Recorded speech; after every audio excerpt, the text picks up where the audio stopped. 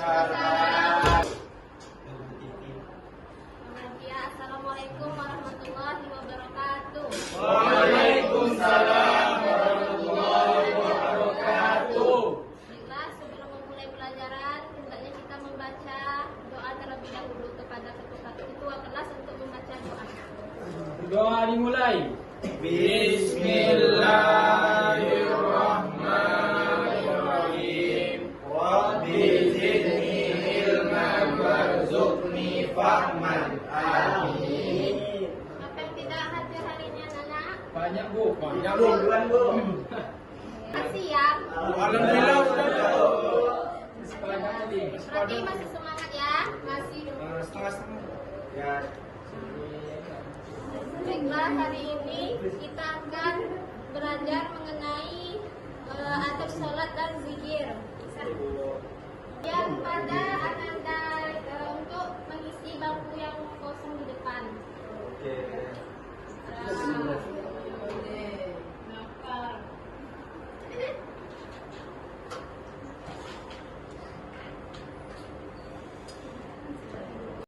Baiklah, sekarang kita akan belajar mengenai pengertian adab.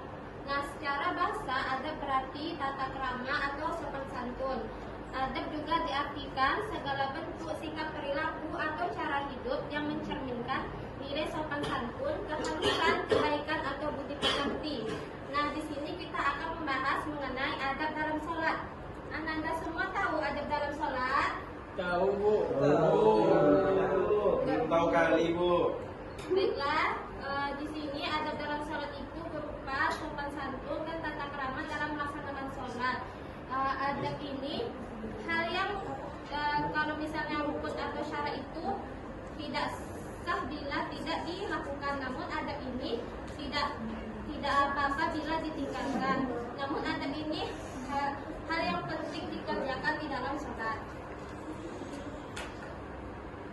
Nah, macam-macam adab dalam sholat. Yang pertama yaitu khusyuk. Khusyuk merupakan inti dari sholat. Kemudian sholat dan zikir tanpa kekhusyukan ibarat badan tanpa ruh.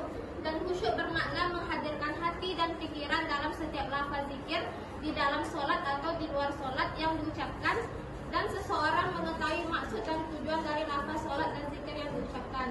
Jadi gimana caranya kita agar khusyuk? Seseorang bisa khusyuk jika seseorang tersebut mengingat Allah Subhanahu wa Ta'ala dengan sebetul-betulnya, tidak mengingat hal-hal yang ada di luar sholat. Kemudian yang kedua yaitu hati yang ikhlas.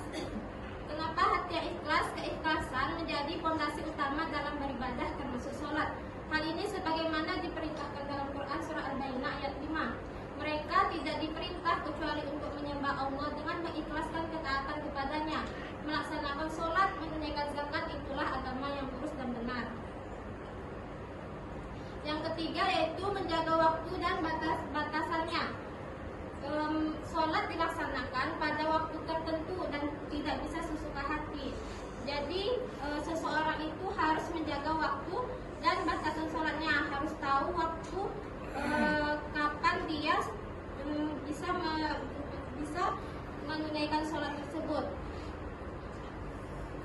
Yang keempat, menjaga kesucian dan tempat sholat dari najis. Janganlah engkau melaksanakan sholat di dalamnya selama-lamanya. Sungguh masjid yang didirikan atas dasar takwa sejak hari pertama lebih berhak engkau melaksanakan sholat di dalamnya. Selanjutnya itu yaitu memakai pakaian yang terbaik. Jika seseorang yang berpergian saja memilih pakaian yang baik, pakailah pakaianmu yang indah pada setiap memasuki masjid, dan makan serta minumlah. Kemudian, baiklah, Ibu akan bertanya mengenai materi ini kepada Anda semua. Jadi apa tadi adab sholat kepada Ibu akan bertanya kepada Anda kita mengenai adab sholat. Apakah pengertian dari adab sholat tadi? Adab sholat secara bahasa yaitu tata krama atau sopan santun. Adab juga diartikan sebagai bentuk sikap atau perilaku atau cara hidup yang mencerminkan nilai sopan santun, kehabisan kebaikan atau budi pekerti.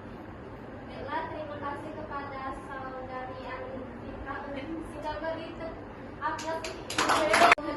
Ringga menjawab pertanyaan mengenai apa pengertian khusyuk tadi. Jadi khusyuk itu merupakan inti dan ruh solat dan zikir. Solat dan zikir tanpa keusukan ibarat badan tanpa ruh.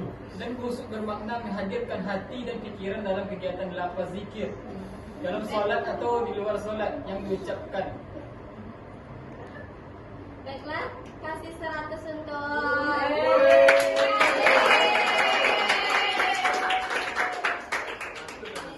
jadi dapat kita simpulkan bahwasanya kita bisa melaksanakan adab sholat ini di dalam